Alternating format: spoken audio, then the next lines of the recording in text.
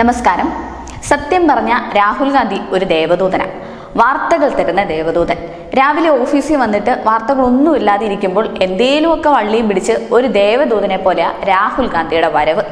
ചെല്ലുന്നിടത്ത് നിന്നെല്ലാം പണിയിരുന്ന് മേടിക്കുന്ന കൂട്ടത്തിലായതുകൊണ്ട് വാർത്ത കിട്ടുന്നുണ്ട്. മറ്റൊന്നുമല്ല, സ്വന്തം മണ്ഡലമായ റായ്ബറേലി സന്ദർശിക്കാൻ പോയി അവിടുന്ന് പണിയും വാങ്ങിയാണ് ഇത്തവണത്തെ രാഹുൽ ഗാന്ധിയുടെ വരവ്.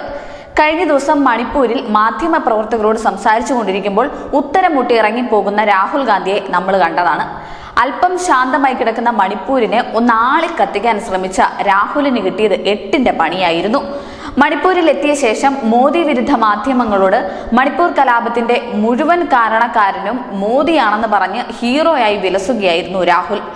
കോൺഗ്രസ് ഭരിക്കുന്ന കാലത്തും മെയ്തി കുക്കി വിഭാഗങ്ങൾ തമ്മിൽ സംഘർഷങ്ങളും ഏറ്റുമുട്ടലുകളും ഒക്കെ ഉണ്ടായിരുന്നുവെന്ന കാര്യം സൗകര്യപൂർവ്വം അങ്ങ് മറന്നു കളഞ്ഞാണ് മണിപ്പൂർ കലാപത്തിന്റെ കുറ്റം മുഴുവൻ മോദിക്ക് ചാർത്തിക്കൊടുത്ത് രാഹുൽ ഹീറോയായത്. അതിനിടയിൽ മാധ്യമപ്രവർത്തകൻ ചോദിച്ച ചോദ്യത്തിന് ഉത്തരം പറയാൻ കഴിയാതെ രാഹുൽ സ്ഥലം കാലിയാക്കി. അതിന്റെ തൊട്ടു പിന്നാലെ സ്വന്തം മണ്ഡലത്തിലെ ആളുകൾ തന്നെ രാഹുലിനെതിരെ തിരിഞ്ഞിരിക്കുകയാണ്. നിരവധി പോസ്റ്ററുകൾ രാഹുൽ ഗാന്ധിക്ക് നേരെ ഉയരുന്ന കാഴ്ചയാണ് റായ്ബറേലിയിൽ ഇപ്പോൾ കാണാൻ കഴിയുന്നത്.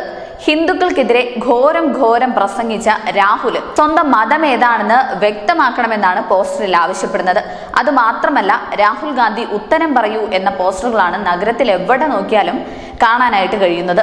ഹിന്ദു വോട്ടർ അക്രമാസക്തനാണോ എന്നുള്ള ചോദ്യത്തിൽ കുടുങ്ങി കിടക്കുകയാണ് രാഹുൽ ഇപ്പോൾ. പാർലമെന്റ് ഹൗസിൽ രാഹുൽ ഗാന്ധി സംസാരിക്കുന്ന ചിത്രവും പോസ്റ്ററിൽ എടുത്തു കാണിക്കുന്നുണ്ട്. ഇങ്ങനെ ചെന്ന് പണി വാങ്ങാനും വേണം ഒരു കഴിവ്. News desk, news India Malayalam.